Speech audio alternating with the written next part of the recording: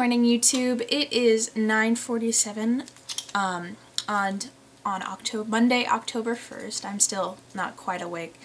I'm drinking my coffee, and I wanted to thank you guys for the really great comments you left on last week's coffee talk. I got such great feedback for it, and there were a lot of really great opinions, and everything was very civil and nobody was yelling, and it was a very comfortable place to talk about your views on a situation without totally going overboard and like screaming at the other party for being wrong or whatever. So I'm going to put a link in the down bar and probably a link in like this corner too if you want to check that out. I highly suggest you do. It's really cool.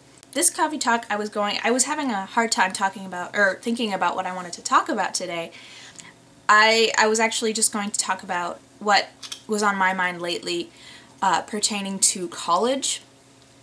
A lot of people ask me what I'm studying in college and where I'm going to college and all of this really great questions, and I am going to college. I'm doing online university and I'm studying business management. I grew up in a relatively wealthy area of my state, and in this area a lot of the kids have pretty much just been given what they want out of life and everything that they need and are set. And because of that, I think a lot of them have making poor decisions on what to do after high school. So I have a couple friends who have ended up going to private universities and taking out loans that are ridiculous and paying $50,000 a year to go to school for a degree that they're not going to end up using for the rest of their life because their major is like, I don't know, music or like marine biology. I mean, those majors are fantastic if you have an idea specifically what you want to do after. Like if you're talking to employers and you have a job lined up after school and everything, then those are okay. But I know a good chunk of my friends have taken out loans that they're going to be paying for the rest of their lives to get this degree that might not necessarily be fulfilling because it's not exactly the best major that they could be in for their money. I was going to go to a state university in this state. I was going to go to Washington State University, Cougars, woohoo! I was the blasphemous one in my family because I was going to go to Washington State University instead of University of Washington, and if I had gone to University of Washington, been a Husky, then I would have been the 4th generation Husky in my family. My mom, my grandpa, and my great-grandpa all went to University of Washington, and I applied and I didn't get in because even though my grades were good and I was pretty confident. I wrote a good personal statement and I took relatively good SATs. That year, there was a big article out in our local papers that basically said that University of Washington was denying kids that were like valedictorians at their high school and like really good students because they'd be paying in-state tuition, which obviously is not a lot of money compared to the kids that pay out-of-state tuition. So I didn't get in there and I was really bummed about that, but I did get into my backup school, which was Washington State University.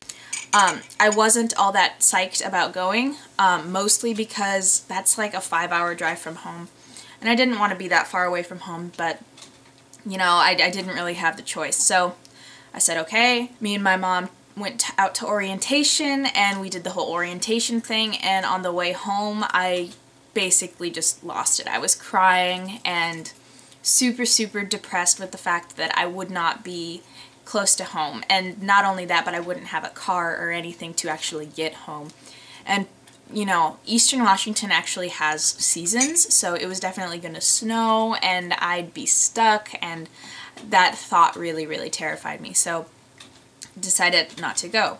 I found this online school called WGU, Western Governors University, and currently that's where I am enrolled.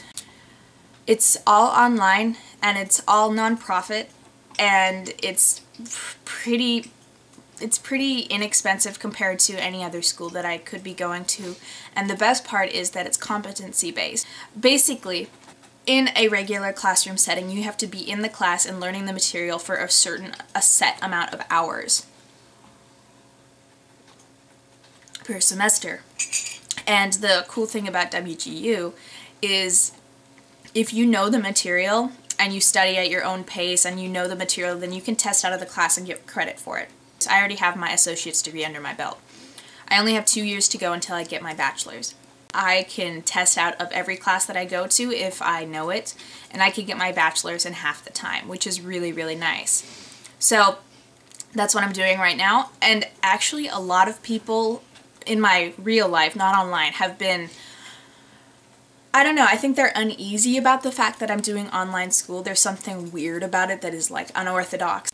I don't see anything wrong with it. I'm not paying a fortune. I'm paying all out of pocket for school. We have a savings set up, me and my mom, my dad.